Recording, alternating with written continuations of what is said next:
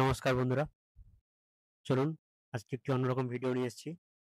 কিভাবে আমরা যে হার্ড ডিস্ক শো করে না 12 জেনারেশন, 13 জেনারেশন, 11 জেনারেশনে হার্ড ডিস্ক শো করে না উইন্ডোজ ইনস্টলেশনের সময় সেটা আমরা দেখব।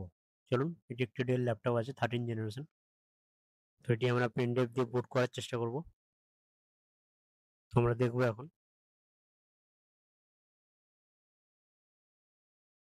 বুটিং হবে, আস্তে আস্তে হবে। চলুন দেখতে থাকুন। দেখুন বুটিং হচ্ছে, ঘুরছে নিচে। উইন্ডোজ ইনস্টলের পেজ চলে আসছে। তো এরপর আপনাকে নেক্সট করব। এরপর আমরা এখান থেকে প্রিভিয়াস ভার্সনও করতে পারি, আপনি নেক্সট করেও করতে পারবেন। আমি এখানে প্রিভিয়াস ভার্সন করে উম, এখান থেকে আপনার কান্ট্রি সিলেক্ট করে নেবো আর ল্যাঙ্গুয়েজ সিলেক্ট করে নেবো, করে নেক্সট করব। নেক্সট করার পর ইনস্টল করব। ইনস্টল করার পর এখানে আই ডোন্ট হ্যাভ প্রোডাক্ট করে নেবো।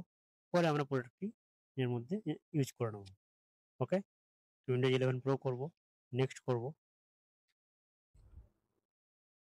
তারপর আই অ্যাকসেপ্ট করব মাইক্রোসফট সফটওয়্যার লাইসেন্স, নেক্সট।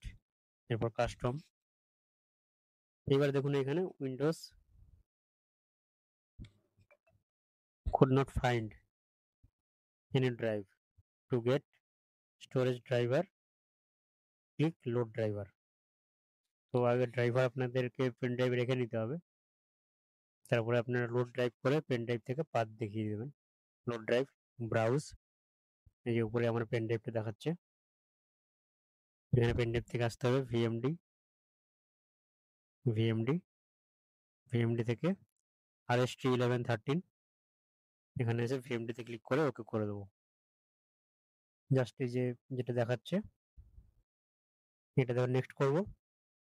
ও অটোমেটিক্যালি ড্রাইভার ইনস্টল হয়ে সার্চ করে নেবে। সার্চ করছে দেখুন নিচে, আস্তে আস্তে সার্চ করছে, সার্চ হয়ে গেছে। আমার হার্ড এসএসডি শো করে গেছে 500 জিবির এসএসডি। এবার আপনি সবগুলোকে ডিলিট করে আপনি নতুন করে উইন্ডোজ ইনস্টল করতে পারবেন। যদি ভিডিওটি ভালো লেগে থাকে অবশ্যই লাইক, কমেন্ট, শেয়ার করবেন।